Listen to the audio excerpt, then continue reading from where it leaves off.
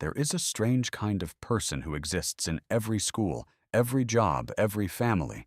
People throw insults at them. People judge them.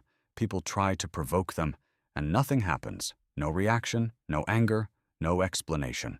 Just silence. Why does that silence feel more powerful than any comeback? Here's the truth.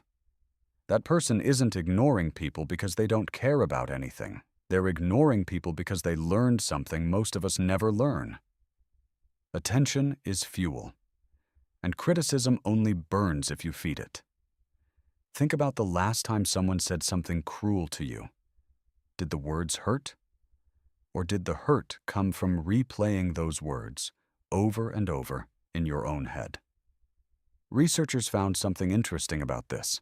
The brain doesn't just react to an insult once. It reacts every single time you remember it.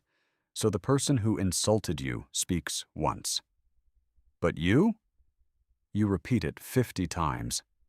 That means you're doing more damage to yourself than they ever could. This is the first secret of becoming untouchable. The wound isn't the comment. The wound is the replay.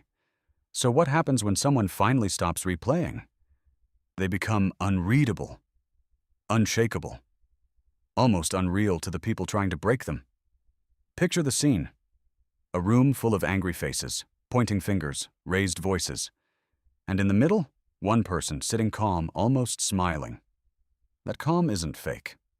It's trained. A major study on emotional reactivity showed something powerful. People who pause before reacting to criticism report far less long-term stress than people who respond instantly. The pause is the power move, not silence out of weakness. Silence out of control. But here's where most people get it wrong. They think ignoring means suppressing, pretending it doesn't hurt, bottling it up. That's not it at all. Real ignoring is different. It's deciding on purpose that someone else's opinion doesn't get to run your life.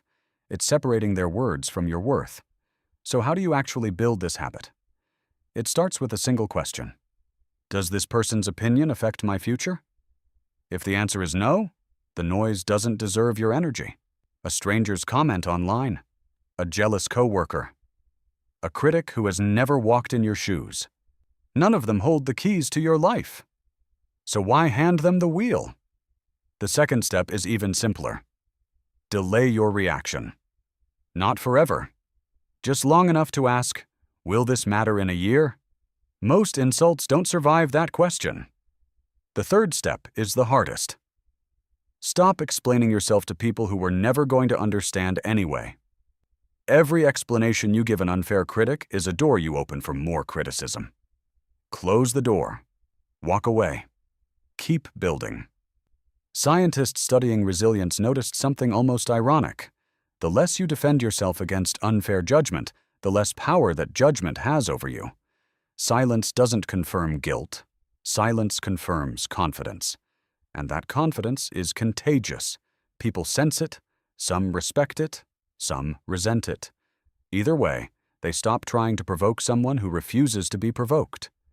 So ask yourself, how many hours have you spent defending yourself to people who never deserved an explanation? How much peace have you traded for the approval of people who wouldn't even remember your name next year? Untouchable doesn't mean cold.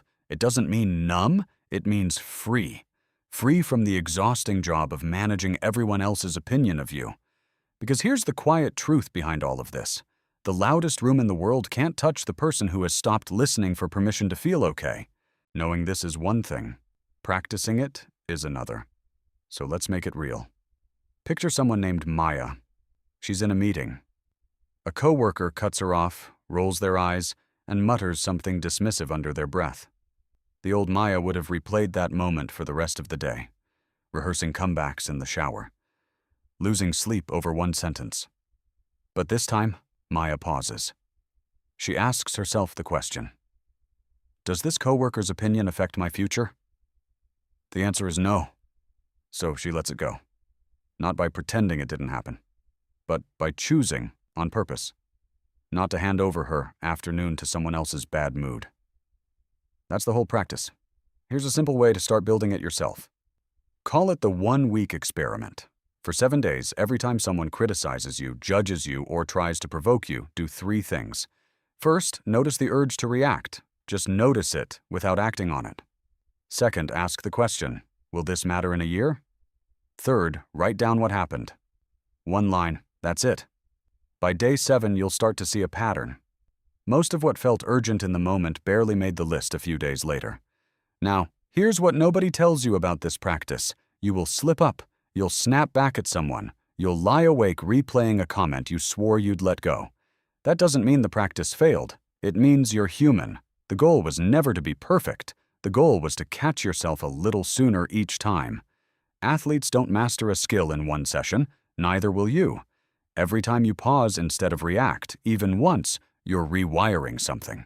Psychologists call this response flexibility. The gap between what happens to you and how you choose to respond. The wider that gap gets, the harder you become to shake. And the strange part is, the people who used to provoke you the most usually notice first. Not because you told them anything, but because the reaction they were fishing for simply stopped showing up. Some will test you harder, just to see if the old version of you is still in there. Let them test. Every time you stay calm, you're proving something to yourself, not to them.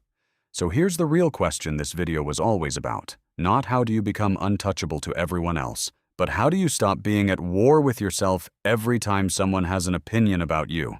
6 months into this practice, something shifts. You stop rehearsing arguments in the shower. You stop drafting comebacks you'll never send.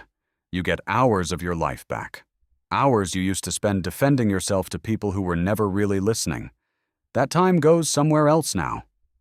Into your work, your relationships, your actual life. This is the payoff nobody advertises. Not becoming cold, becoming available. Available for the things that were always more important than someone else's opinion of you. If this helped you see criticism a little differently, hit like, subscribe